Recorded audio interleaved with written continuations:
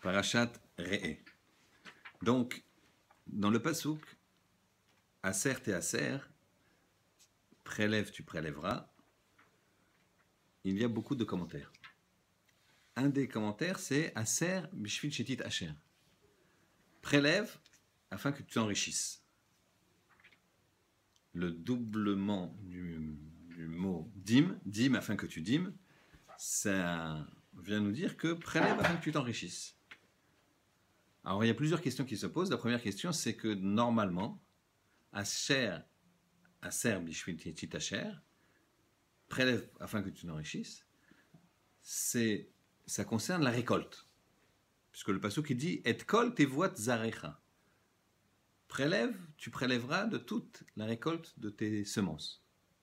Donc ça concerne les semences, ça ne concerne pas l'argent qu'on gagne. Alors là, le passouk il nous dit et kol, tout. Toute la récolte de tes semences. Pourquoi toute la récolte de tes semences? La récolte de tes semences, c'est suffisant.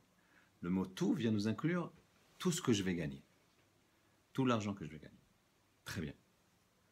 Maintenant, comment les chachamim peuvent être aussi sûrs de dire prélève, tu prélèveras.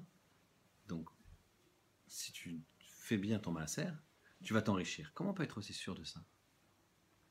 C'est très étonnant. Et plus que ça, on est tellement sûr que la Gemara dans Ta'anit, Daftet Amoud Aleph, elle raconte que Rabbi Yochanan, il a rencontré un enfant. Ils ont discuté de ce passouk. Et à un moment, il lui demande comment tu sais que prélever va enrichir la personne. Aser bishvil shetit asher, que le doublement du mot prélève fait que ça nous induit que celui qui donne bien son maaser, il va s'enrichir. Il lui dit, tu as qu'à tester. Teste Akadosh Baruch Hu. Alors il lui demande, mais est-ce qu'on a le droit de tester Akadosh Baruch Hu? Il dit, oui, pour ça, oui.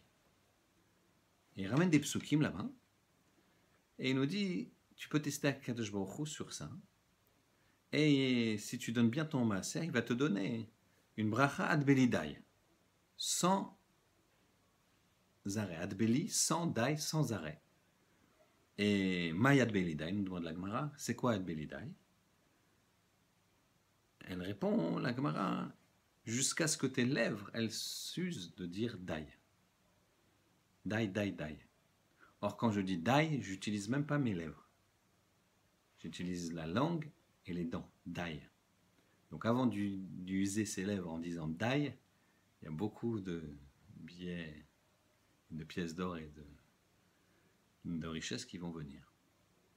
Mais d'où ça vient? Alors, en fait, le Gaon de Vilna, il nous dit quelque chose d'extraordinaire. Il nous dit il y a beaucoup d'endroits où c'est marqué en double pour les renvoyer la mer. Renvoie, tu renvoieras. Pour donner de tzedaka. Naton titen, donner, tu donneras. Pour une perte. Achev teshiv. Achev teshivem. Rendre, tu rendras la perte. Pourquoi ce doublon? C'est que, afin que pour te dire que tu dois le faire autant que tu peux le faire, c'est-à-dire tu rends une fois, tu vois que la bête elle s'est encore, par exemple tu as trouvé une bête de ton ami, tu l'as ramenée, elle s'est encore enfuie, tu la ramènes, autant de fois qu'il faut, autant de fois qu'il faut pour faire la mitzvah. Ici il dit le Gaon de Vilna extraordinaire, c'est pareil.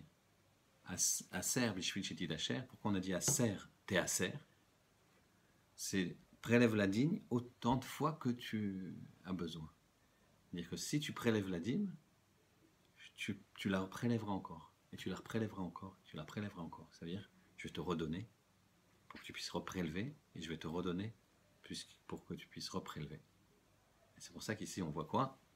On voit que si jamais on prélève, et ben on va continuer à prélever, c'est-à-dire que on va gagner, et on reprélèvera, et on reprélèvera, et on reprélèvera. Shabbat Shalom. Mazel Tov. Merci beaucoup.